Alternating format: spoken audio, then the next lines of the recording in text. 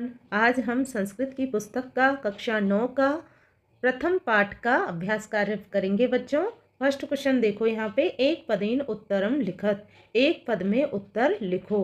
तो है इसमें फर्स्ट, कभी है काम संबोधयति, कभी किसको संबोधित कर रहा है। तो बच्चों इसका आंसर है बानिम। कभी क्या संबोधित कर रहा है? बानी को, तो यहाँ लिख देंगे बानिम। फिर देखो, कभी है काम बाधित तुम बानिम प्रार्थयति, कभी क्या बजाने के लिए सरस्वती से प्रार्थना करता है। तो इसका आंसर है बच्चों बीनाम, बीना को बजाने के लिए। नेक्स्ट देखो बच्चों, कीर्दशिम बीनाम निनादयितुम प्रार्थयति, कीर्दशिम का अर्थ है किस प्रकार की बीना को बजाने के लिए प्रार्थना करता है कभी। तो इसका आंसर है बच्चों नवीनाम, नई बीना को बजाने के लिए। नेक्स्ट देखो, गीतिम कथम गातुम कथयति, गीतिम गीत, कथम कैसे, गातुम गाने के लिए कहता है। तो इसका आंसर है मृदुम।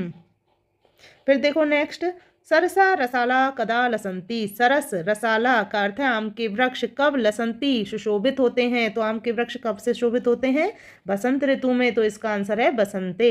अब देखो सेकंड क्वेश्चन बच्चों, पूर्ण वाक्येन उत्तरम लिखत, पूरे वाक्य में उत्तर लिखिए।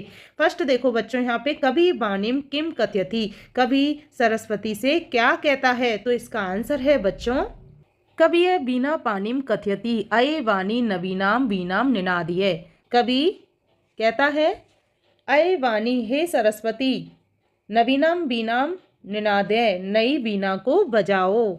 आगे देखो नेक्स्ट, बसंते किम भवति, बसंत ऋतु में क्या होता है। तो इसका आंसर है बच्चों बसंते सरसा रसाला लसंती, बसंत ऋतु में सरस आम के वृक्ष सुशोभित होते हैं। कोकिला च कूजंती, और कोयल कूजती है अर्थात चहकती है। आगे देखो बच्चों नेक्स्ट, सलीलम तब बीना माकर्ण्य कथम उच्चलित, सलीलम का अर्थ है जल, तब का अर्थ है तुम्हारी, बीना को सुनकर कैसे उछल गया।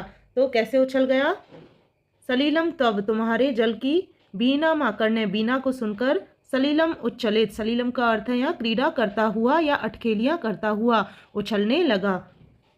फिर देखो इसके बाद नेक्स्ट बच्चों क्वेश्चन, कभी है कस्या तीरे मधु माधवीनाम नताम पंक्तिम अवलोक्य बीना वादितुम भगवती भारतीम कथयति, कभी कस्या किसके, तीरे किनारे, मधु माधवीनाम मनमोहक मालती पुष्पों की, नताम का अर्थ है झुकी हुई, पंक्तिम पंक्ति को, अवलोक्य देखकर, नाम वादितुम बीना बजाने के लिए, भगवती भारती से क्या कहती है।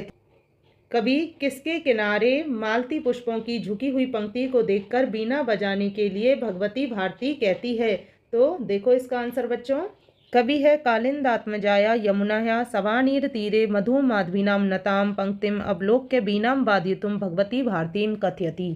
तो इसका अर्थ देखते हैं, कभी कालिंदात्मजाया का अर्थ है यमुना के, सवानीर तीरे बैंत की लताओं से युक्त तट पर, मधु माधवीनाम मनमोहक मालती पुष्पों की, नताम झुकी पंक्ति को देखकर बीना बजाने के लिए भगवती भारती से कहती है। तो ये अपना आंसर पूरा हुआ। आगे थर्ड क्वेश्चन देखते हैं बच्चों, क्या स्तंभे पदानी ख स्तंभे तेषाम पर्याय पदानी दत्तानी तानी चित्वा पदानाम समक्षे लिखत, क्या स्तंभ में पद दिया है और ख स्तंभ में उनके पर्याय लिखने हैं बच्चों, आपको उनको चुनकर पदों के समक्ष लिखना है। तो जैसे यहाँ पे कै स्तंभ है और ये ख स्तंभ है, तो आपको इस प्रकार से इनके सामने लिखना है। यहाँ देखो कै स्तंभ है ये सरस्वती, तो यहाँ बानी लिख देंगे। आम्रम रसालय, आम और रसाल का भी आम होता है अर्थ। फिर देखो पवन है समीर, तटे तीरे भ्रमराणाम अलीनाम। तो इस प्रकार से आपको पर्याय शब्द लिखने हैं बच्चों। अब देखो बच्चों यहाँ पे फोर्थ क्वेश्चन, अधोलिखितानि पदानि प्रयुज्य संस्कृत भाषाया वाक्य रचनाम कुरुते, नीचे लिखे गए पदों का प्रयोग करके संस्कृत भाषा में वाक्य की रचना कीजिए। तो जैसे यहाँ निनाद है, तो इससे बनाएंगे बच्चों अपन वाक्य। तो अब देखो बच्चों, ये निनाद का अर्थ है बजाओ, तो इससे वाक्य रचना की है, अये वाणी नवीनाम बीना निनाद है, नई बीना को बजाओ। फिर है मंद मंदम पवन है मंद मंदम बहती, पवन मंद मंद बहता है। फिर देखो मारुतय, मारुत यानी हवा, तो मलय मारुतय शीतलय भवती, मलय मारुतय मलय पर्वत की हवा शीतल होती है। सलीलम यानी जल, तो नद्या सलिलम स्वच्छम भवति, नदी का जल स्वच्छ होता है। फिर देखो यहाँ सुमने, सुमने विकसति, सुमन का अर्थ है पुष्प अर्थात फूल, तो फूल विकसित होता है अर्थात सुशोभित होता है। फिफ्थ क्वेश्चन देखो बच्चों यहाँ पे, प्रथम श्लोकस्य आशयम हिंदी भाषाया आंग्ल भाषाया वा लिखत।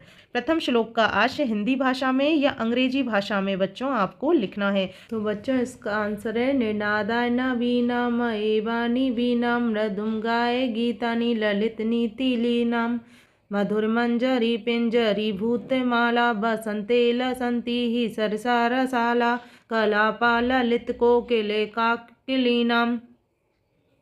तो इसका अर्थ है बच्चों, बसंत ऋतु में मंजरी फूलों की कलियों से युक्त, आम के रसल यानी रसदार वृक्ष, कोयल की कूक और अन्य पक्षियों के मधुर कलरव से पूरा वातावरण अत्यंत मनोहारी प्रतीत हो रहा है।